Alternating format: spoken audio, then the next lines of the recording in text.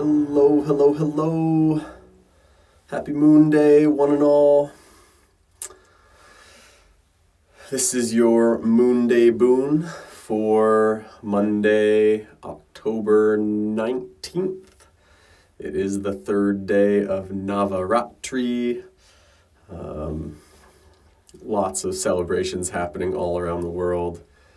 One of the first things I want to mention today is I just posted a new blog in the library that has this long list of resources, live streams of puja and ceremony and singing and mantra and all sorts of beautiful offerings, as well as a whole bunch of recorded videos describing the significance of Navaratri, some of the relevant stories and astrology, and there's some of the, I'm going to post some of the videos that I've been doing the last 2 mornings.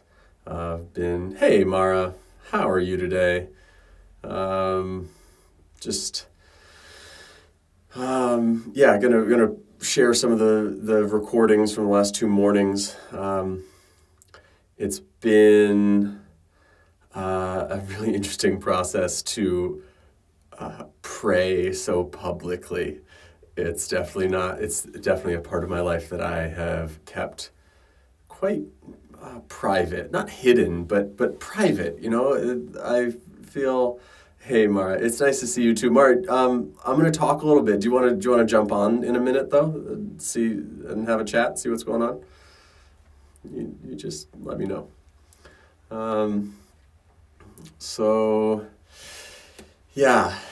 This, it was instilled in me very early on that ostentatious, the lights went out. There we go, okay. To pray, to practice your spirituality is sort of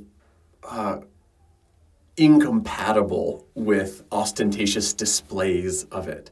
This sort of like the spiritual materialism, or the hey everybody, look at how spiritual I am, watch me pray, is something that I'm very averse to. And I've been encountering that as in the process of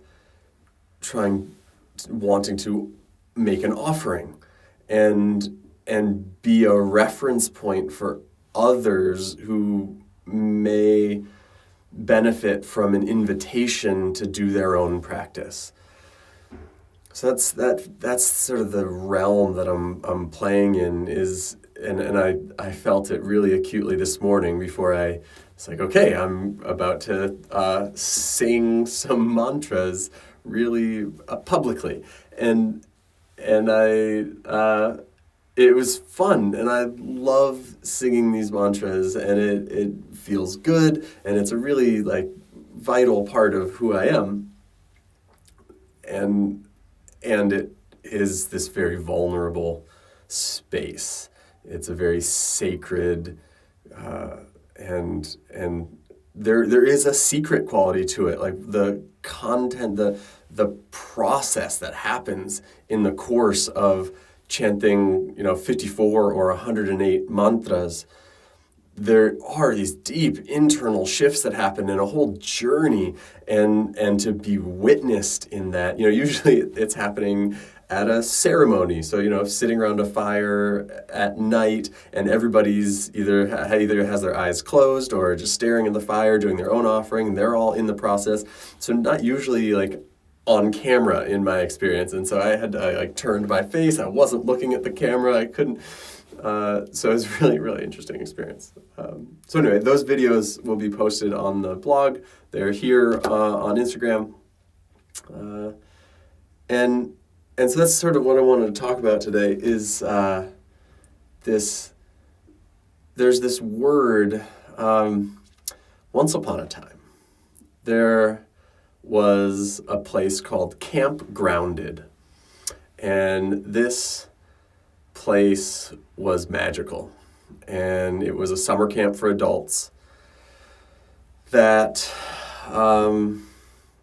doesn't exist anymore because the founder, who was one of the most dynamic people I've ever encountered, so much fun, so much vibrancy, passed away of a brain tumor, in his 30s. Really, really tragic occasion. But he created this thing, this Camp Grounded, and it was so much fun. You weren't allowed to talk about what you did for work. Everybody got a nickname as soon as you arrived. You weren't allowed to ask anyone how old they are, and you weren't allowed to talk about what time it was. So you go the whole week, and there were definitely, there were like Silicon Valley CEOs, they're definitely like celebrity musicians, like all sort of like really high-powered people, but you just knew them as Birdie or Fitz Wigglesworth, right? Or these like ridiculous names. I was Nemo the first time, and the second time I went, my name was Free, because I felt really broken free from my life at that point. So.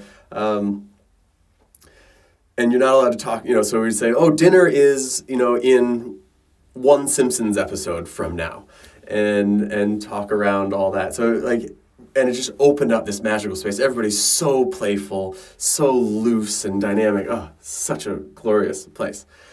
Anyway, one of the words that came out of that experience for me was vulnerageous. This combination of the words vulnerable and courageous. And the fact is that it takes great strength and courage to go into vulnerable places. And this is paradoxical because my training as a Western man is that vulnerability is a sign of weakness. If you are vulnerable, then you are by definition weak. Vulnerable and weak are synonyms from a certain perspective. So to reframe that as something that requires courage, that if you're going to go into a vulnerable space, you must have great strength and courage, is a total flip for me. And one of the things that has been up for me this week as I've been going through my own processes, and a little bit up and down, a little bit in and out, and very grateful for my support systems, my community, my practices. This is the time. These are the times, the moments when the practices that we've been cultivating for years really matter, right? It's easy to meditate when the sun is shining and it's a happy day. It's much harder to get to the cushion when it's rough. So really grateful for all the support that I have access to. And there is this thing that happens when I allow myself to be seen in these vulnerable places. I worry that other people are worried. I even when I need help, I need somebody to help take care of me. I'm on some level trying to take care of other people and make my not okayness okay for them, and convince them that it's not that big a deal, and I'm fine, I'm basically okay, don't worry too much. I need some support, some kind words, some connection, whatever it is, but don't worry, it's not that big a deal. It's not that, and just like minimizing my own struggle so that they don't have to worry, don't have to be too bothered. And that's an interesting pattern. And on some level, it's because I do feel fundamentally okay. And sometimes I've known some measure of embarrassment sometimes when I go deep into a vulnerable place where I am, touching the not okayness, and really close, like, whoa, like it's murky down here, and whoa, like where am I, and who are all these people in here?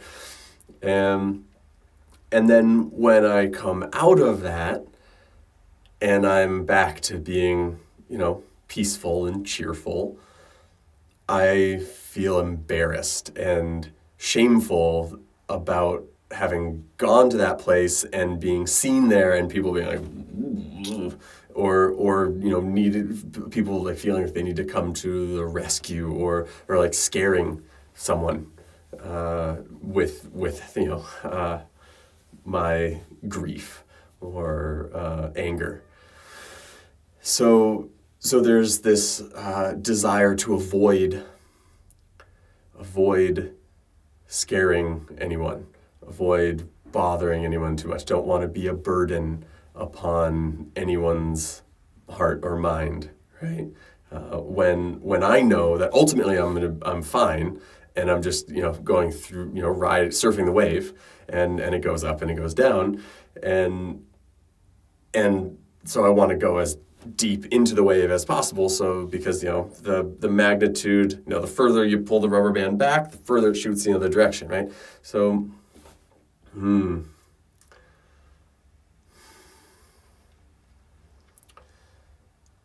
yeah, and I'm totally just making this up as I go, by the way. Just speaking of vulnerable places, one of the things that feels risky, especially for me, is that my professional life depends on the people that I work with having confidence in me and trusting me and seeing me as someone who can support them.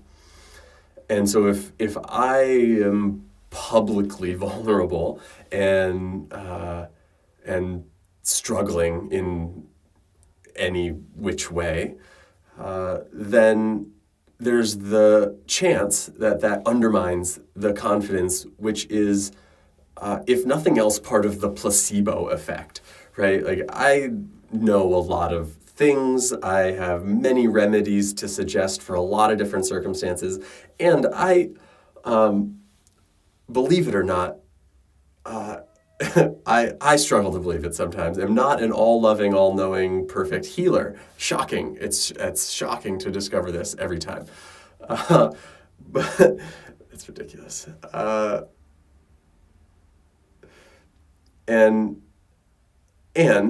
there's a bunch of studies that prove that it is not the particular modality that is most important. Like, you can go to a chiropractor, you can go to traditional Chinese medicine, you can go to Ayurveda, you can go to Western biomedicine. It doesn't actually, on some level, there is the sort of physical impact that matters. But what they have found is that a significant indicator of whether a treatment is successful or not is the patient or client's confidence in the practitioner and in the treatment. So people who go into chemo knowing that it's going to work, they get out of it and they cruise through and they're just fine. People who go into it and are skeptical of it, they struggle more. People who go to and get Reiki and are full believers, no doubts whatsoever, get massive benefits from it. And those who go in skeptical, that skepticism undermines the process. So this is placebo effect. Placebo effect is the most interesting thing in the world to me, and demonstrates the power of the mind and the all pervasiveness of consciousness to shift and shape the seemingly stable physical realm that we see around us. And so what I'm trying to say is that my perceived and like valid stability and expertise, it's really sort of important to my professional life that I'm sort of seen that way by my clients, so they have confidence, right? And the other piece is the connection, right? So there has to be the connection is really what's healing. And what is this book? Johann Hari, Lost Connections is the name of this book, and it's basically about how the true cause of addiction and depression is loss of connection, and we all feel. Some of us who work with addiction and depression, there's no such thing as an addictive substance, right? If alcohol were an addictive substance, then everybody who's ever had a taste of it would be an alcoholic. There are addictive circumstances, and it's through the lack of community and being known and seen and valued, and getting this like reflection back that, hey, like your presence here matters. That if we're lacking that, then it's hard to convince ourselves that our presence matters, and then that leads to self-destructive behaviors, escapism, and then pick your substance, right? This is where Dr. Gabor Mate is really wonderful. What is his thing? Is it In the Realm of Hungry Ghosts? Is that the name of his book about addiction? Really, really powerful combination of works. Johann Hari, Lost Connections, Dr. Gabor Mate, In the Realm of Hungry Ghosts. And so that connection is vital. And so that's where I err on the side of, I think I whatever expertise I have is so secondary to the power of heartfelt empathy and listening and connection and reflection, and that is the healing mechanism more than anything. Just to feel seen and heard is what saves my life, and so that is sort of like the basic thing that I feel like I have to offer, and maybe there's some herbs and oils that can go with it, but again, like that only works in the context of this basic sort of like capital L love, like the field of love that permeates and connects all of us. This came up in Roundtable. So I am a board member of the Colorado Ayurvedic Medical Association, and last week we put on a professional roundtable where we had two of our professional members come and present case studies and just talk us through, this person presented with these complaints, and this is what we did and how we worked through it, and here are the principles that it illustrates. Wonderful event, really, really inspiring, and again, like good community connection. And one of the cases was really about grief, and this woman had lost her partner, and the primary principle, the main takeaway that I had was like, the thing that really worked in this case was the love and understanding between the practitioner and the patient, and this really, just the listening and the presence. And that offering of sort of open-hearted, hey, like I'm with you. I don't know what your experience is. I don't pretend to have the answers, but I'm here with you.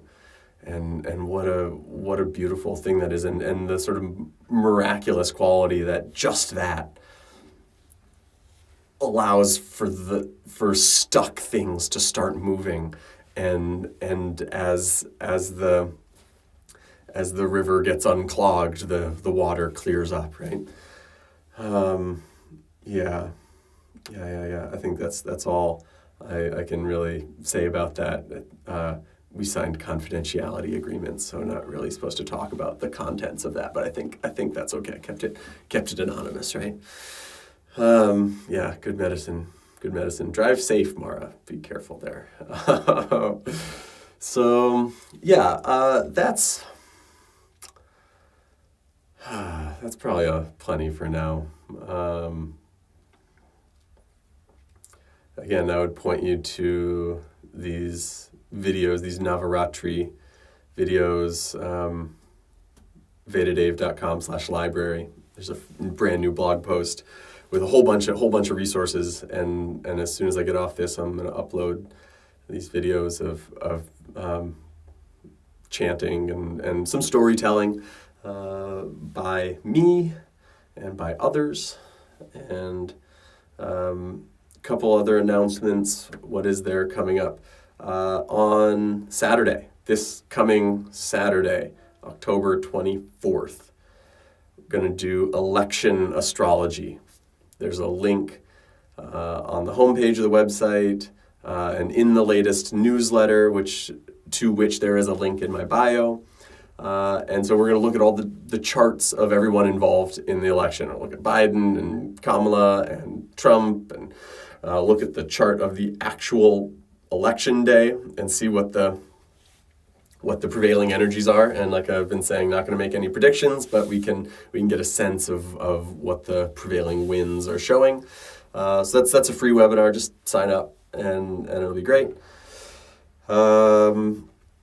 Then Sunday, November 8th, we're going to do another round of Cosmic Cultivation. This is this ongoing series in collaboration with the women of Cultivate Balance, where we talk about Ayurveda and astrology and sort of how we can use the Vedic wisdom to keep ourselves happy and harmonious and stable amidst the storm. So that one's going to be, so that's the week after the election. So we're sort of holding open space for that, and might be talking about stress management strategies in that one. I feel like there's other things. There's always more to say. So, leave me a comment if this resonates at all, if this makes sense.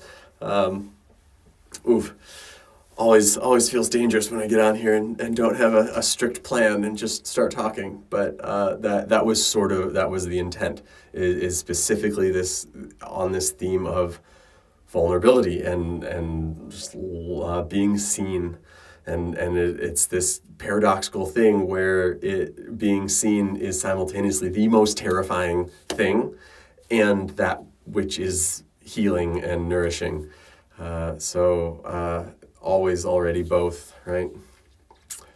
So I hope you all are taking care of yourselves, taking care of each other, and I will look forward to seeing you soon. Okay. Until next time.